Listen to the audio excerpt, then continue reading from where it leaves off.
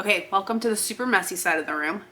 A lot of it's behind me right here. But what we're gonna do is I've got my design wall set up over here. It's currently mega binder clipped to that window because I don't have anything else to hang it from.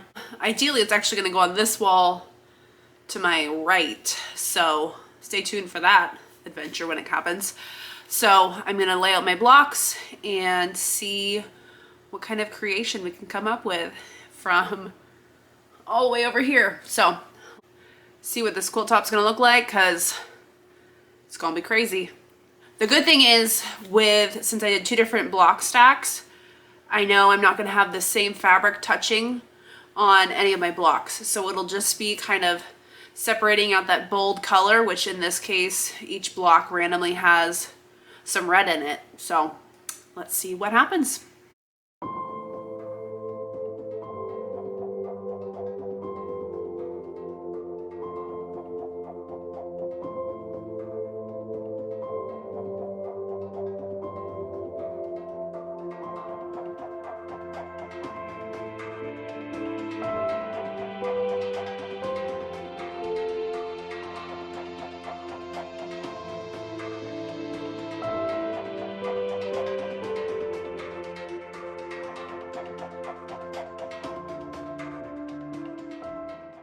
So I put them all up there, and I really don't see much of anything that I want to switch around.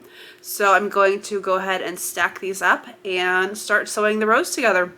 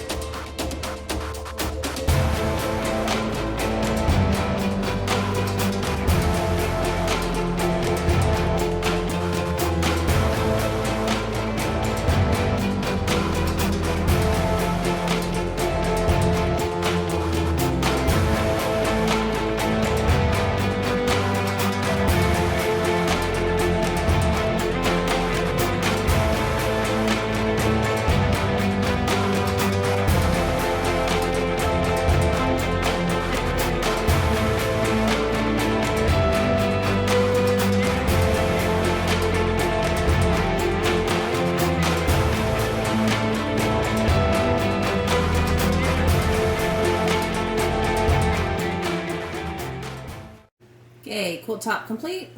Now we're going to get some batting and some backing. I think I'm going to do a solid black Kona back just to keep it simple, and then long arm it. So that'll be our next step.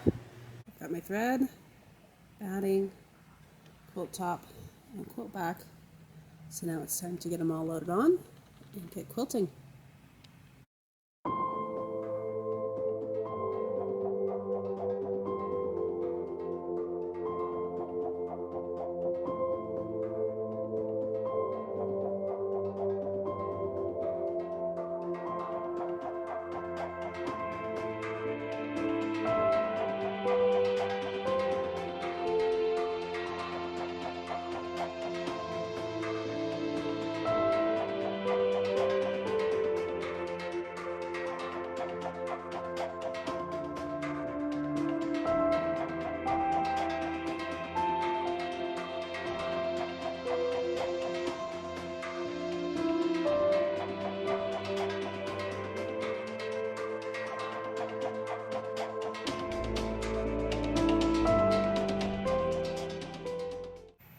So what I did, in case you didn't realize, I turned my quilt sideways so that this is actually the length of the quilt. And what that did is it made my zones longer, but less of them. So therefore, I went through the zone marking process quicker because I only had 5 zones instead of multiple more short zones like 7. So I am done quilting in under an hour and a half. I made my pantograph big as well, which really helped. So now I'm going to unpin, pack up, and then go to our favorite post-quilting dining establishment. There's a look at the star so you can see what it looks like. So I also just took the bobbin out, and let me show you who just won at Bobbin Chicken. Look at this. That's how much thread was on the bobbin when I pulled it out. I did wind 2 bobbins, but I only needed 1. Winner, winner.